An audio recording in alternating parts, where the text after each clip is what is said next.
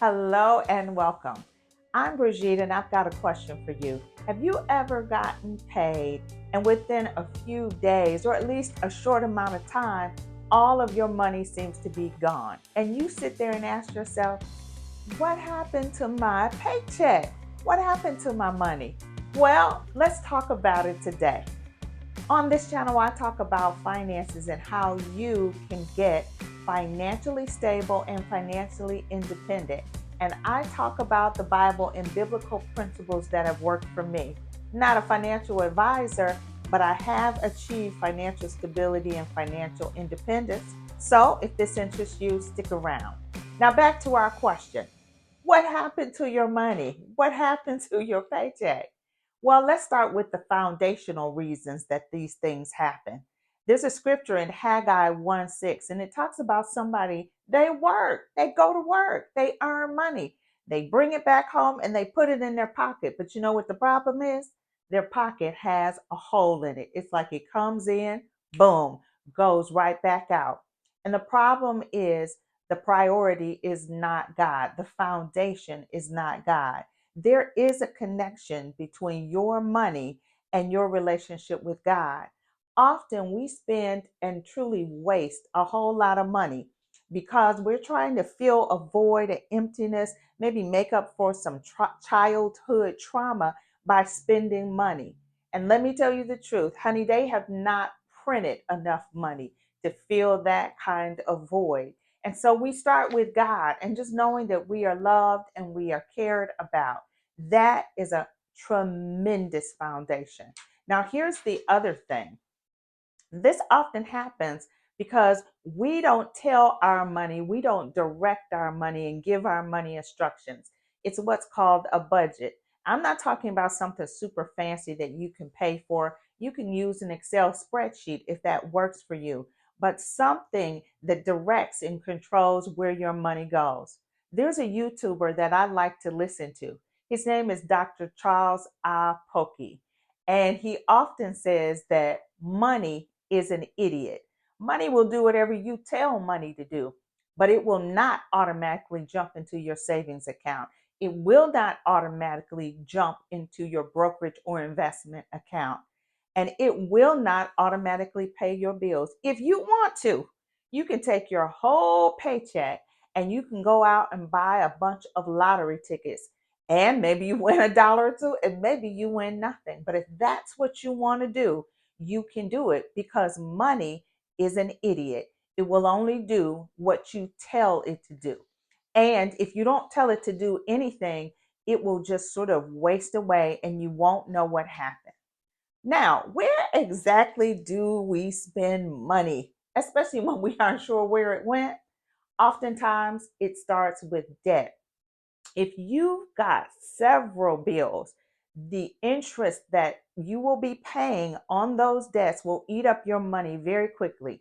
See, you could have two people, and let's say both of them earn $45,000 a year. And I mean, when you look at their utilities, their overall general housing payments, let's say that they're basically the same. And the only big difference is that one has quite a bit of debt and the other is debt free. Did you know that between those individuals, you could have hundreds, even thousands of dollars difference in what they pay out and what they get to keep? If you are keeping an extra $700 in your pocket, that's money you can save and money you can invest, or you can choose to give it to your bill collectors or to your creditors. Let's also talk about how little foxes can spoil the vine. Now, I'm not talking about huge expenses, but if you have very small, nominal expenses, but you consistently spend that, you'd be shocked at how much money you are spending. Let's say you go into Home Depot. All you plan to do, go into Home Depot, buy a screwdriver, and be on your way. But instead of walking out with one, you walk out with three. No big deal, right? Just another $10 or so. You go into Walmart, you know exactly what you're going in. You're going to get your allergy medicine and you're going to walk out, except you don't. You also buy just a little bit of brand new nail polish. I mean, it's only what, $6, $7? No big deal. That's what you might be telling yourself. But those little expenses over time will add up to 10 or $15 per week. And at the end of the year, you've spent another $700 or $800 and didn't even realize that there can be financial ignorance. Let's say you're working at a job and you don't take the time to really think about your W 2 statement. Well, during the next tax year, you may have overpaid. Yeah, you'd get a refund back at the end of the year, but did you know you didn't earn a dime on that money all year long? Or worse, you could have underpaid by a significant amount of money.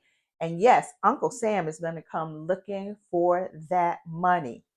Here's another thing. If you don't pay attention to due dates on credit cards, maybe when your rent is due, maybe when your mortgage is due, I mean, you're going to pay it, but you pay it late. Well, now you're going to incur some penalties and some fees, $30, $25, or even more. Here's one other thing, not being able to say no, because you may enjoy going out to birthday celebrations and you get all these invitations and you're buying cards and you're buying gifts and you're happy to do that.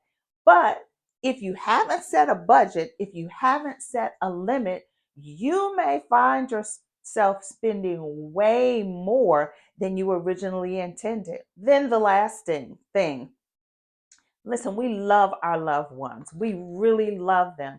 And we want to show that, especially for our children, for our grandchildren. We want to show that love. But let's not fall into the trap of trying to show that love through how much we spend. Instead, pray about it and spend time and let them know that you truly love them. I pray that this has helped you. And I also would recommend that you check out this video. I think you'll really enjoy it. God bless you.